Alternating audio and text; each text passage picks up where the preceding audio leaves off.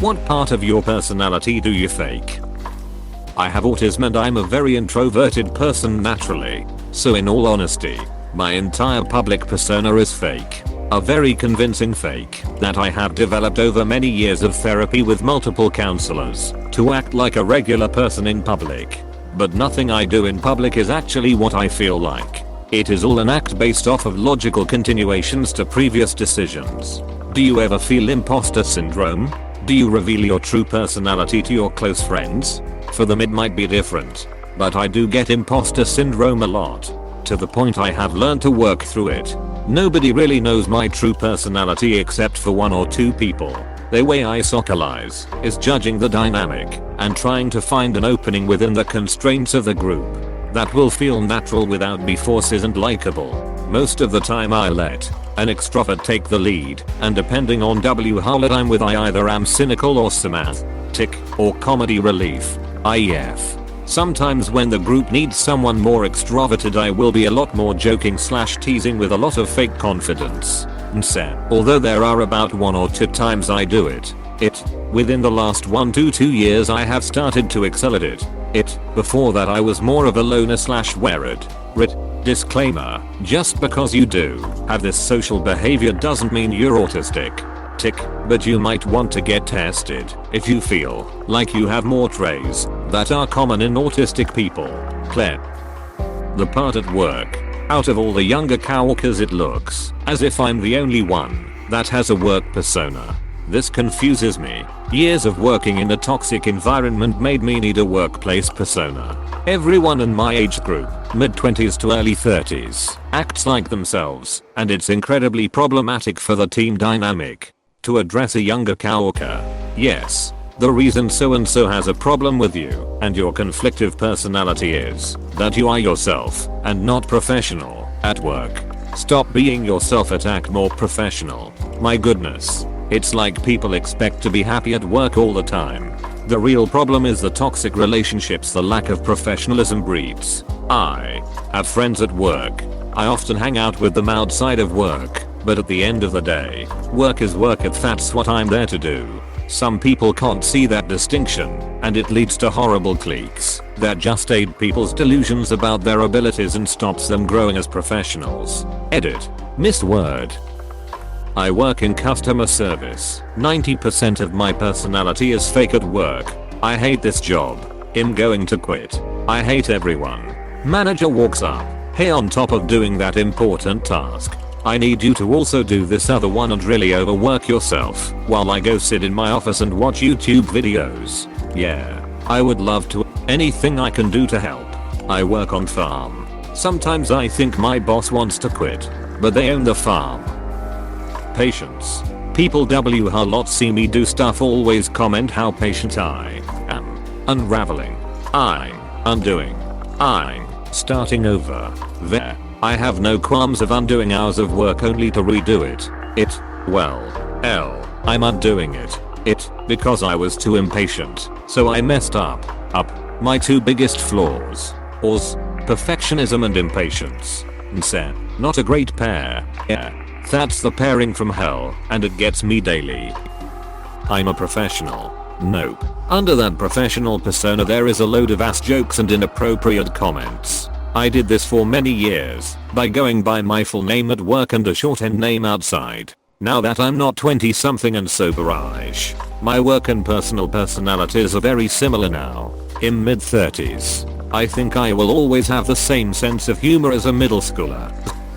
The part where I act like I actually know what I'm doing when I interact with people. The one thing I've learned about social interaction is even the people lot team put together are one unexpected comment away from not knowing what the fajito do at any given MOT. So basically as long as you go in with false confidence, you're already pretty much as good as some of the most well put together people out there. It's common knowledge that no one is really sure about what the fudge are they doing. Everyone just tries to make their best guess and move accordingly. Have some confidence in yourself. I pretend to be unsure or not quite remember things that I remember 100%. I have a really good memory, especially for conversations and small remarks made almost a year ago. It can get awkward when you know small details about someone because of something they said in passing in 2018, so I pretend not to remember. Figured this out in college. I took a history class my first semester in college and always sat next to the same girl. Generally I listen to people without giving much info about myself, so I knew a lot about her home life and everything. I saw her in a Walmart 2 years later and started asking her about her parents, her sister, and a bunch of other stuff that we had talked about, and she got really weirded out. I'm not even sure she really remembered me. The part that cares about other people really. I'm trying to do better though. Don't listen to the other person. Plenty of people care, and caring is an important part of experiencing the world. I'm much happier in the times that I care than in the times I don't, because in the absence of caring depression comes. It's great that you're trying to care with all the things that happen around us and deaden our senses. Trying is all a person can do. When somebody is explaining something to me that I don't quite get, I just say I understand so that they will stop talking. God, yes. It can backfire though when you are asked about it afterwards by the person or someone else. It was th. Yeah. The part where I'm even the least bit interested in other people. I find most people take forever to get to the point or just talk about nothing. I love my friends and family and I wouldn't want them to be hurt, so I just sort of pretend to care. But in reality most people could probably just keep their mouth shut 95% more and nothing would change except my mood. I feel bad even typing that out, but people in general are just fucking exhausting for the most part. I've realized I feel like this about everyone. It isn't in my immediate fam.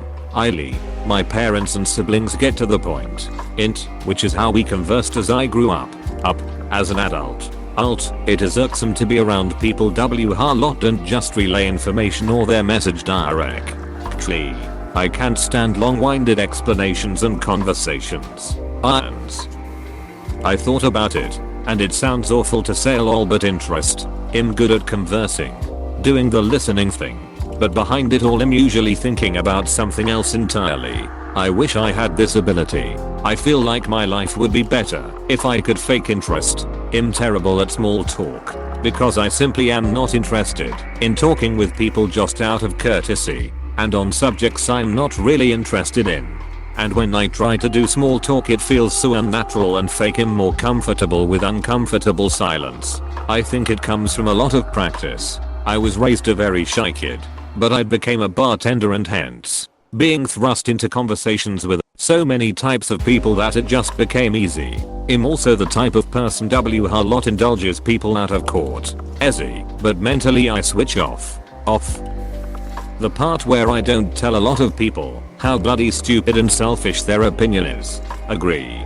And happy cake day. I fake almost all of my personality unless I'm with someone I know very well. I do this because I'm autistic. People find my real personality to be insensitive and unempathetic. It is just easier to fake it at first and show my true self as I get to know a person. I've never been diagnosed, but I'm pretty sure I'm mildly autistic as well. Faking empathy is exhausting. How much empathy is too much empathy or too little empathy? I always seem to get it wrong. Can't we just talk about how to solve the issue at hand? Because I do in fact care about you, but am terrible at providing emotional support.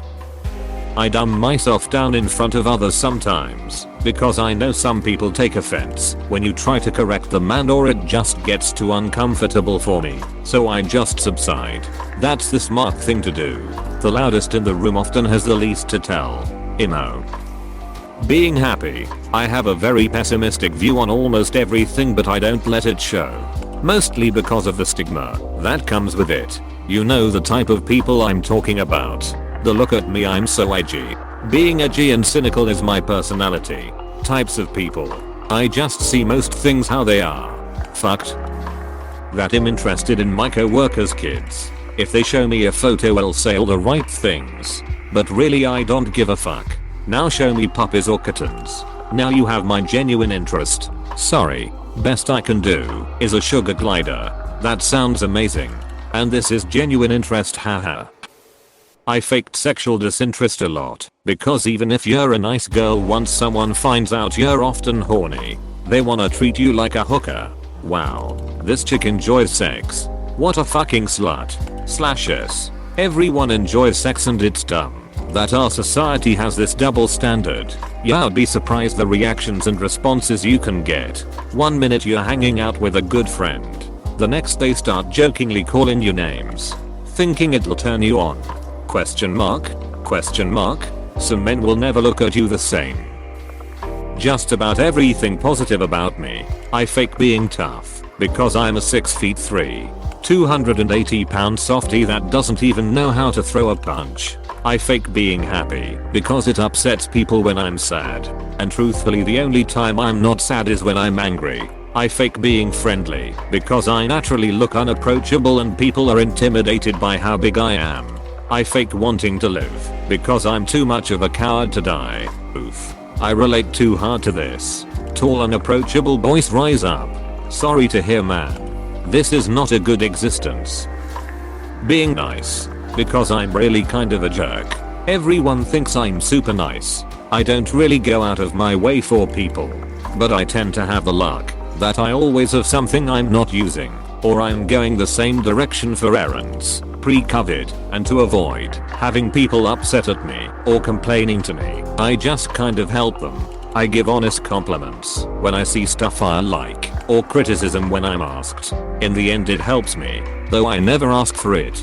They practically force money or food or something into my hands for rides places. It clears up clutter in my home.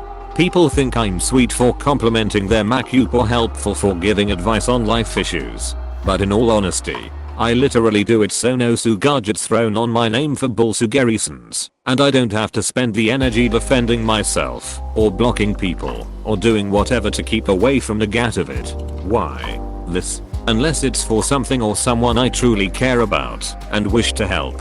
Most of the stuff I do is to soften my name so no one throws me under the bus. It's worked so far. It also helps when you keep to yourself. Don't make yourself known and you'll never cross their mind. I have social anxiety and as such struggle with those types of confrontations. When caught off guard and my confidence doesn't have time to build. I do genuinely do some things out of the good of my heart though. Mostly for close friends and family. The fucking small talk. It's so fucking draining. Some weather huh? Yeah, the weather. JFC. It's snowing outside, what, no way. Exclamation mark. Question mark. Why do randos at the store want a small talk with me? I'm just a stranger.